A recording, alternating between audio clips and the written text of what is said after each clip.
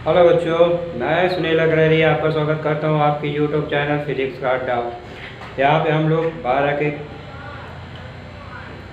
का सिलेबस चल रहा है, जिसमें आपका चैप्टर चल रहा है स्थिर वैद्युत विभव और धारिता। तो लास्ट टॉपिक में एक टॉपिक मेरा छूट गया था, मैं उसको पहले क्लियर कर दूँ, फिर उसके आगे बताता हूँ। विभव ज्ञात करना है, वो भी कब? वैद्युत द्विध्रुव के कारण। तो उसमें मैंने दो चीज़ें ही बताई थी। एक मैंने बताई थी अक्ष पर वैद्युत विभव कितना होता है और निरक्ष पर कितना होता है।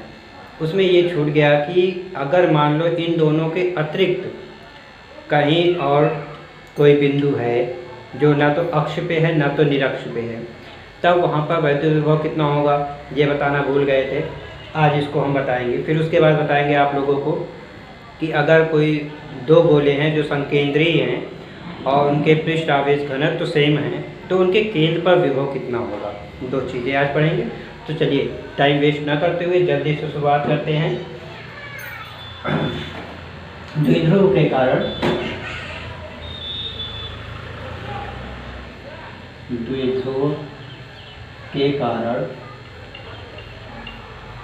वैद्युत विभव जब बिंदु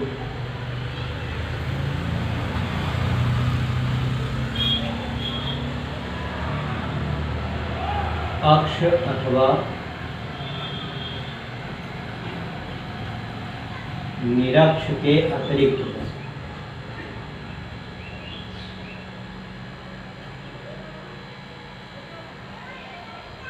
ठीक है, ऐसी कंडीशन।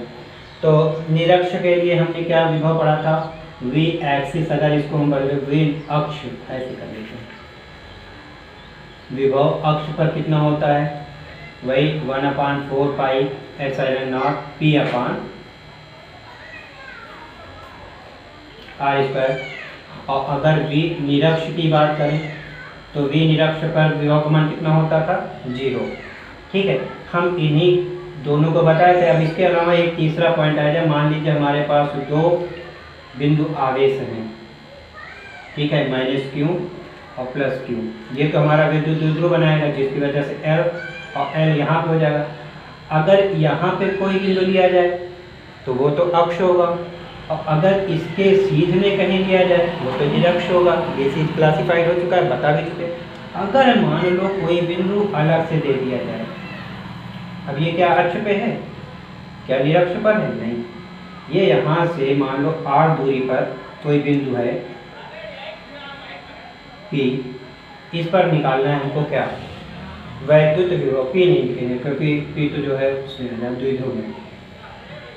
O मान ले, O भी नहीं, O यहाँ पे रहता है, A मान लेते हैं। तो इस A बिंदु पर विभव का मान ज्ञात कीजिए, वो भी कहता है। ठीक है, तो क्या करें? सबसे पहली चीज हम ये करें,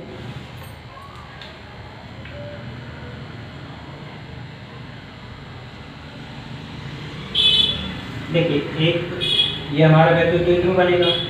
वैद्युत द्विध्रुव को दो भागों में बांटना है। मान लो इस बिंदु का, ये बिंदु का जो झुकाव है वो थीटा है। वैद्युत द्विध्रुव इसके लिए किधर को बनेगा? इधर को बनेगा। इस P को हम दो भाग में कन्वर्ट कर लें। एक तो इस बिंदु की दिशा में, मान लो टा टा टा करते हुए ये, और एक इसके लंबवत टा टा टा टा टा।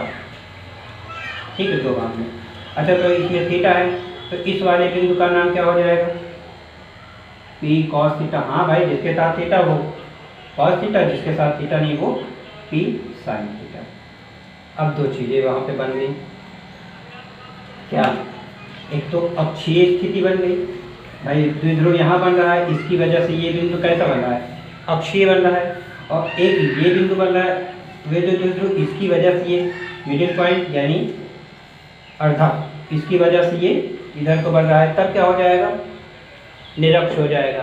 तो विभव दो बिंदुओं की वजह से निकालना है हमको, एक अक्ष और दूसरा निरक्ष। तो अक्ष के लिए चलते हैं, कुल विभव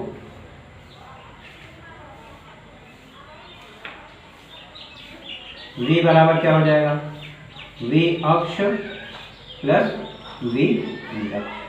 भाई दो ही कंडीशनें तो हो रही है, दो ही की वजह से। तो एक तो इसकी वजह से यहाँ पर विभव, एक इसकी वजह से। ये वाला अक्ष पे बन रहा है और ये वाला निरक्ष पे बन रहा है, तो इनकी वजह से विभव कितना हो जाएगा वही उठा लीजिए 1/4πε0 क्यू अपान पी। तो भी पी बराबर क्या हो जाएगा, पी की जगह पे ये अक्ष पर है, अक्ष पर क्या है P cos theta, P cos theta बटे कितना, ये यहाँ से यहाँ के बीच की दूरी कितनी आर प्लस वी निरक्ष। अब वी निरक्ष के लिए चाहे जो वी निरक्ष के लिए होता मान कितना है 0, तो v इज इक्वल टू क्या आ जाएगा 1/4πε0 पी कॉस थीटा बटे ये चीज। ये एक ऐसा बिंदु आ गया जिसकी वजह से हम कोई भी पॉइंट ले लें, कोई भी पॉइंट कहीं भी ले लें, विभव को आसानी से निकाला जा सकता है। कैसे, देखो प्रूफिंग है, प्रूफिंग। अगर चलो हम अक्ष की बात करें, अक्ष पे हमको पता है कितना होता है ये, हम इसकी वजह से अक्ष पर देखें, अक्ष पर बिंदु कहाँ रहेगा यहाँ, इस बिंदु का इस अक्ष के सापेक्ष कितने अंश का कोण बनेगा 0। वैल्यू रखते हैं v अक्ष के लिए अगर हम जाएं तो के कितने को के मान लेते हैं p cos 0 बटे r स्क्वायर, क्या के p cos 0 का मान होता कितना है 1। क्या वही चीज मिला जो ये वाला था, है ना। यानी अच्छा निरक्ष के लिए देख लें, v निरक्ष के पी कॉस 0, निरक्ष पे कितने अंश का कोण बनेगा 90, कॉस 90 बटे कॉस 90 का मान क्या 0, v निरक्ष। यानी कि चाहे आप अक्ष की बात करें, चाहे निरक्ष की बात करें, या पूरे सरफेस में कहीं भी, आप हमेशा v का मान अगर ये वाला फार्मूला यूज कर दो तो सारी कंडीशन ये वाली भी सब प्रूफ हो रही है। यानी एक ही सूत्र से सब कुछ निकल आ सकता है, सब कुछ प्रूफ भी है। तो ये वाला मोस्टली इंपॉर्टेंट ये समझ लीजिए कि अगर निरक्ष के अतिरिक्त, अक्ष या निरक्ष के अतिरिक्त कोई बिंदु हो विद्युत द्विध्रुव के कारण, तो वहाँ पर विभव कितना होगा इतना होगा। और ये सबके लिए अक्ष पर हो चाहे निरक्ष पर तब भी काम होगा। बढ़िया है, मज़ेदार, नोट कर लीजिए। तो हम फिर मेन वाला पढ़ें, मिटा दे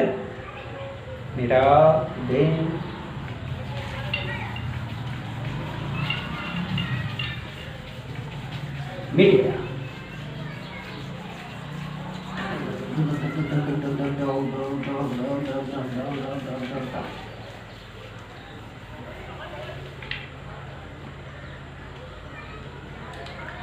अब नया टॉपिक जो आज पढ़ना है वो है दो समकेंद्री गोले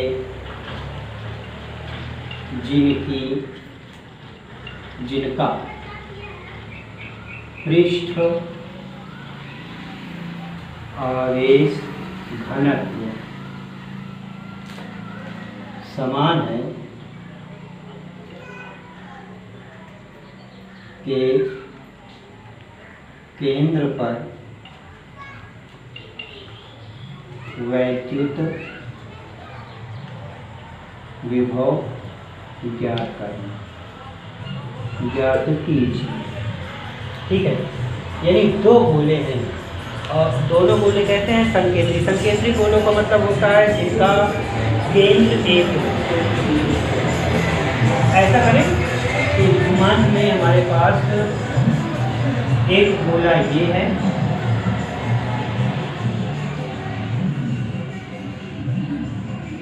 बैकग्राउंड में मत सुनना, हाँ बड़ा गाना लगा है नहीं तो सुन लो।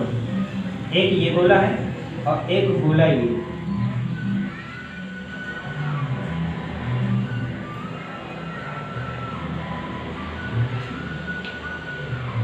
अरे भाई मेरे पास रिंग का नहीं प्रोग्राम भी, इनका केंद्र जो है सेम है, सेम केंद्र हो गया। अब मान रहे हैं दोनों गोलों को कितना दे रहे हैं, माना गोलों को क्यों आवेश दिया जाता है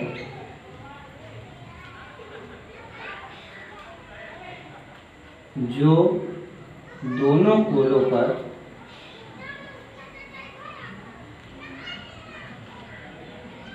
Q1 तथा Q2 में बंट जाते हैं। ठीक है, तो कहने का मतलब ये है कि अगर हमने टोटल क्यों आवेश दे दिया, चलिए हम इसे क्यों आवेश भी दे रहे हैं, एक समान रूप से आवेशित कर देते हैं और फिर जो है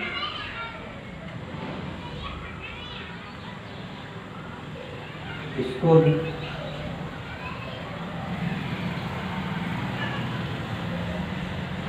ठीक है। हमने कहा ये वाला आपका Q1 है और ये वाला Q2 है। साथ ही ये बता दें इसकी त्रिज्या भी मान लेते हैं, इसकी त्रिज्या। अब ये दो गोले हो गए, दोनों गोले आवेशित हो गए और इनका पृष्ठ आवेश घनत्व जो है वो सेम है। फिर हमने कहा कि इनको क्यों आवेश देंगे, जो दोनों में Q1 और Q2 के रूप में बट जाएंगे, यानी इस वाले गोले पे पूरे पे Q1 आवेश होगा और इस वाले पर Q2 आवेश होगा। समकेंद्रीय हैं तो एक ही केंद्र रहेगा, इस केंद्र से इसकी त्रिज्या जो बनेगी B और इसकी त्रिज्या जो है वो A हम मान ले रहे हैं। तब क्या होगा, इसकी वजह से हमको इसके केंद्र पर विभव ज्ञात करना है ना, के केंद्र पर विभव ज्ञात करना। चलिए शुरू करें। तो सबसे पहले शुरू करते हैं हम। पहली शर्त हमारी क्या थी कि क्यों आवेश हमने दिया है और वो Q1 प्लस Q2 यानी इसी के फॉर्म में तो टूटा है, Q1 और Q2 को फॉर्म में बैठा, जब दोनों को जोड़ देंगे तो Q के बराबर हो जाएगा। चलिए ठीक है। फिर उन्होंने कहा तथा दोनों गोलों के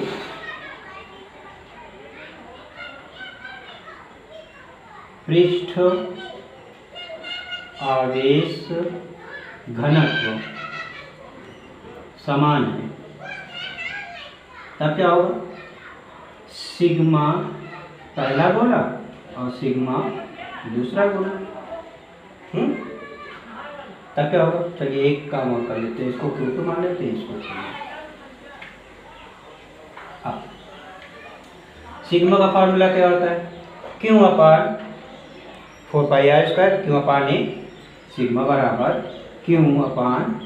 यही तो बेटा है आवेश पृष्ठ घनत्व। हाँ, इसी वाले से ये कर लें तो सिग्मा A वाले के लिए कितना आवेश है, Q1 है, और 4πr² वृत्त का क्षेत्रफल याद है तो A², इधर से क्या हो जाएगा Q2, ये क्या हो जाएगा 4πb² होगा। 4π से 4π कट जाएगा तो Q1 अपान A² और Q2 अपान B² हो जाएगा। ठीक है, तो यहाँ Q1 बराबर क्या आ जाएगा, Q1 का मान Q1 इज इक्वल टू ऐसा लिखें A² अपान B² और Q1 का मान निकालेगा, Q2 का मान निकालें और सत्ता पड़ेगी। Q2 ये समीकरण 1 हो गया, इसको समीकरण 2 मान लो। समीकरण 1 में ये वाला मान उठा के रखते हैं, समीकरण 1 से, समीकरण 1 से क्या हो जाएगा, Q बराबर है, Q बराबर Q1 का मान हम रख रहे हैं ये A² अपान B² Q2 प्लस Q2, ये तो होगा भाई। Q1 की जगह Q1 का मान हमने रख दिया, Q2 लासा ले लेते हैं इनका। लासा में क्या आ जाएगा, B² बटे में आ जाएगा और A² प्लस B² और पूरे के साथ क्या आ जाएगा। ठीक है, तो इस तरह से Q2 का मान आ जाएगा। Q2 बराबर क्या हो जाएगा, Q2 इज इक्वल टू, ये सारा कुछ इधर दे दो, सारा कुछ यहाँ, तो क्या हो जाएगा B² अपान A² प्लस B²। इतना लीजिए, Q2 का मान भी सेपरेट आ गया Q के फॉर्म में, जितना आवेश हमने दिया है उस फॉर्म में आ गया है। अब क्या करें, Q1 का भी मान निकाल लें। ऐसे ही जैसे हमने इसका निकाला वैसे ही Q1 का भी मान निकालें। मिटाए इसको, नोट कर लीजिए, मिटा दी जल्दी से। ठीक, मिटा रहे हैं। मीटर।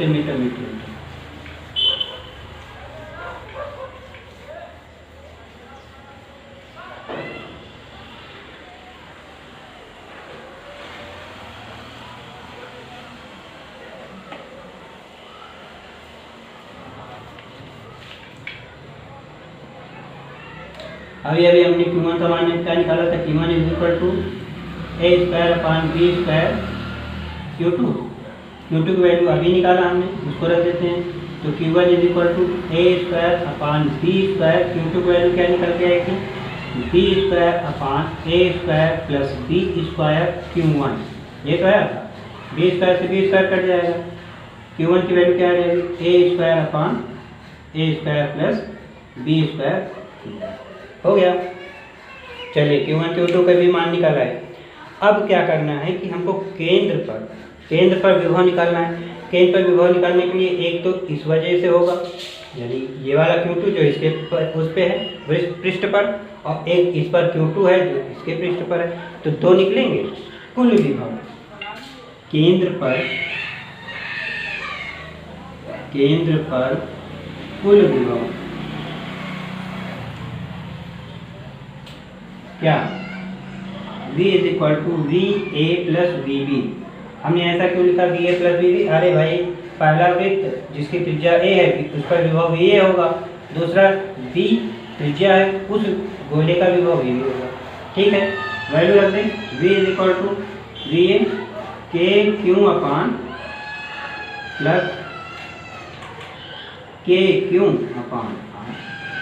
मदद। यहाँ पे R ना होके पहले वाले के लिए क्या है, और यहाँ पे Q ना होके क्या हो जाएगा, 1। यहाँ पे R ना होके क्या हो जाएगा, B, और यहाँ पे क्या हो जाएगा, होगा Q1 Q2 की वैल्यू निकाली चुके हो, रख दो। Q1 की वैल्यू क्या थी, सॉरी ये था Q1 की वैल्यू A² + B² Q। ठीक है, और साथ में K/A,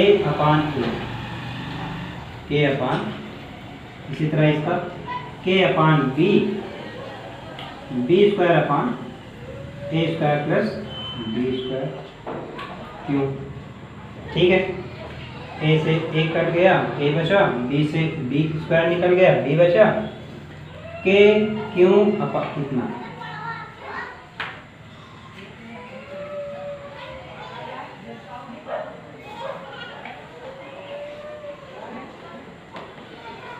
नोट करिए इतना, तो मिटा है।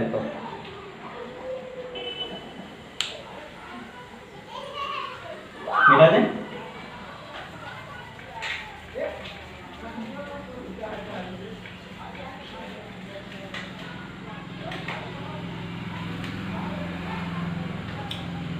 तो V = बचेगा K, कॉमन ले लिया, Q कॉमन ले लिया, बटे में R, सॉरी A² + B²। बचा क्या, यहाँ से बचा A, यहाँ से बचा B, A+, यानी ऐसा कहते हैं V = KQ A + B / A² + B²। इतना विभव निकलेगा कब, जब गोले समकेंद्रीय हों और साथ में क्या होना चाहिए, उनपर पृष्ठ आवेश घनत्व भी समान हो तब। नोट कर लीजिए। आज की वीडियो को यहीं पर विराम देते हैं। नेक्स्ट वीडियो के लिए फिर से मिलेंगे नेक्स्ट वीडियो में। तब तक के लिए tata, bye bye, take care, पढ़ते रहिए, बाय बाय।